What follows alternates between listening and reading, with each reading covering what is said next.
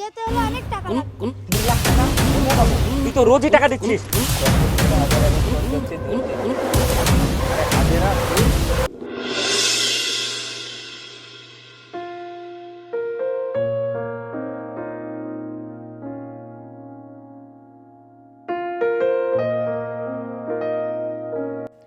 কে তুমি? তোমার বাড়ি কোথায়?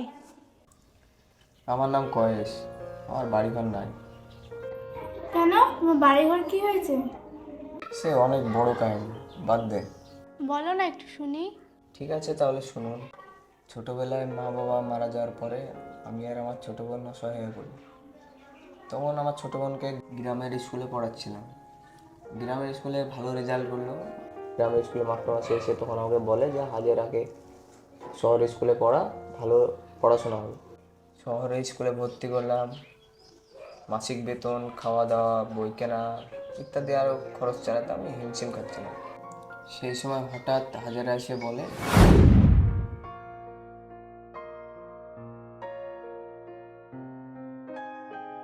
ভাই, আমি আর শহরে স্কুলে যাব না।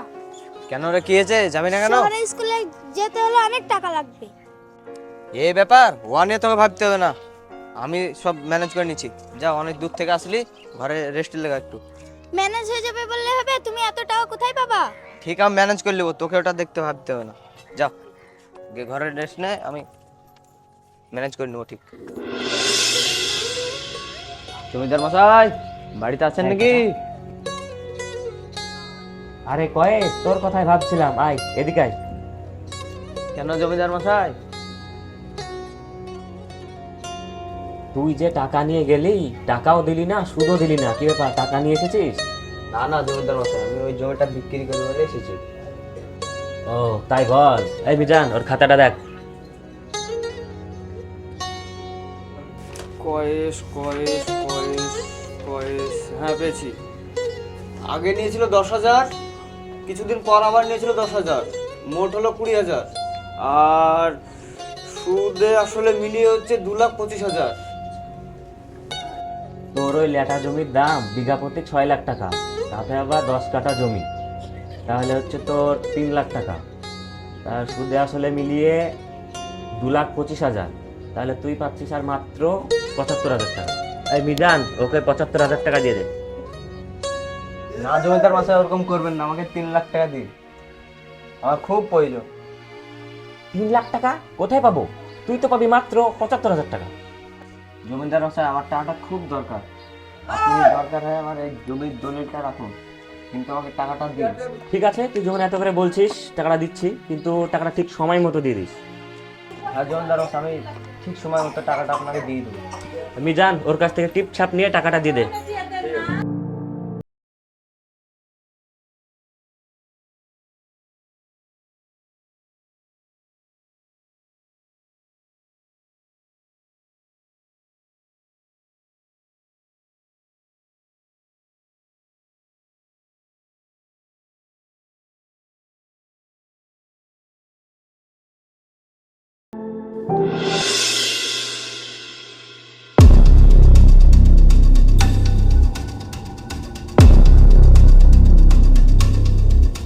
কয়েস, ওই কয়েস, বাইরে আয়।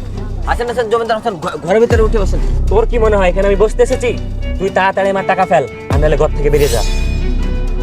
না বাবু, এরকম করবেন, আপনাকে আমি সব টাকা দিয়ে দেবো। তুই তো রোজই টাকা দিচ্ছিস। ওই আপনার দেখছিস তাহলে পাচ্ছি বাবু।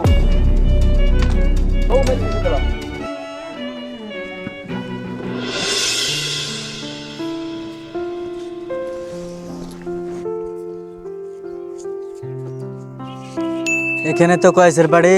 কয়েসের বাড়ি থেকে একবার ঘুরে আসবো নাকি? মেলা দিন তো হয়ে গেল কাজে থেকে আসা, কয়েসের সাথে দেখা হয়নি। যাই একবার কয়েসের সাথে দেখা করেই আসি।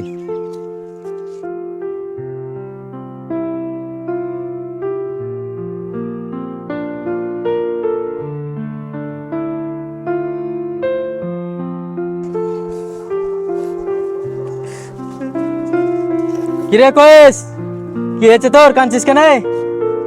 তুই এসেছিস, আমার সব শেষ হয়ে গেছে রে। আর কান্না করিস না, নিজেকে শক্ত কর, বুঝলি? কি হয়েছে সব কথা খুলে আমাকে বল। জমিদার ধারে কাছে টাকা নিয়েছিলাম, ওই টাকা পরিশোধ করতে পারিনি, তাই আমাকে বাড়িতে বের করে এ নিয়ে কিছু চিন্তা করিস না, একদিন সব ঠিক হয়ে যাবে।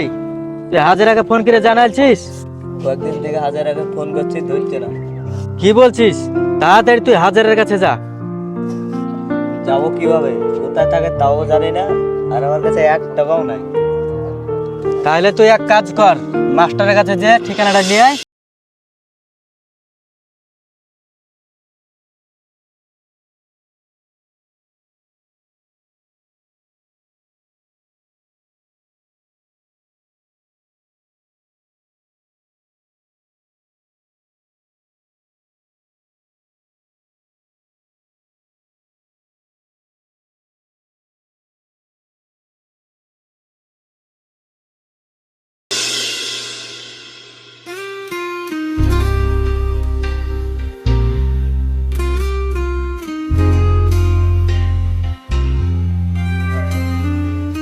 স্যার আসলেন?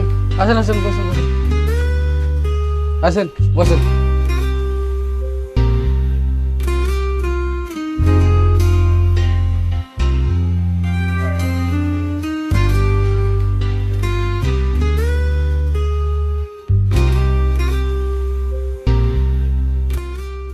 ম্যানেজার সাহেব, ব্যবসার কি খবর?